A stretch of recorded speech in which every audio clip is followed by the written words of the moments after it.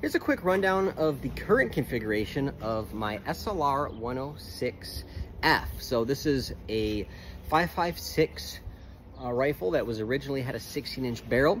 I had a 14.5 front end conversion done with a JMAC GBC 13 gas block, the RRD 4C. And what I really like about this 4C is it actually sleeves the barrel a little bit. So you're getting a little bit extra length out of the barrel, a little bit more velocity, and it brings that chemo a little bit further back for when you're going to be mounting suppressors and devices. This particular setup is running the Streamlight ProTac HLX, and I have the pressure pad mounted on one of the Cloud Defensive LCS mounts there. It's very nice. It keeps it where I want it to be. Running a JMAC HRD EXT, and that is all attached to the JMAC MMS. This is the 11.8-inch MMS, which is the optimal length for any of those 14.5-inch pin and wheel setups. Now, as I move further back, you're going to see something a little bit different, and I get a lot of questions on this. This is a SaberWorks COP mount, a KOP. So this actually requires you to replace the rear sight block on your rifle, and then you can swap in and out different uppers.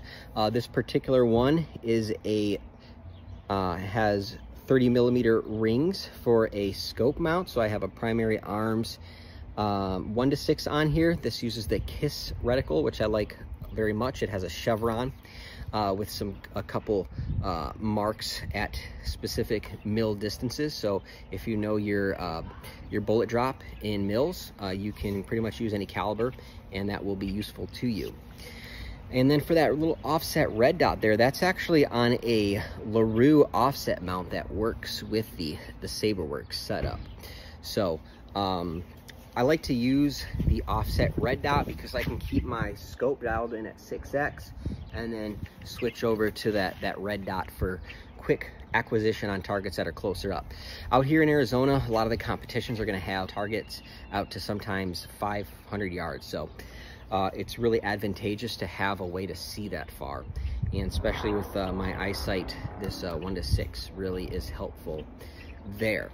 This is by Battle Arms Development, and it's a really nice trigger. Just a simple single stage trigger feels really good. Using a JMAC Customs SPGAK, and the stock, this is a SM 4.5, which allows me to attach this ST7R, the skeletonized tube, and then the trusty Magpul CTR, which is just a great all-around stock. So that's about it for this setup. I've been running this one for a long time. This has kind of been my main competition gun. If I'm running a serious competition, this is what I'm going to be using. It's kind of like a do-all setup. I can see and hit what I need to see and hit, and that's about it. So there you have it. That's the Arsenal SLR-106F. Got my own little rattle can paint job on there. I like to call it desert foliage. And yeah, so let me know what you think about that setup down in the comments below, and thanks for watching.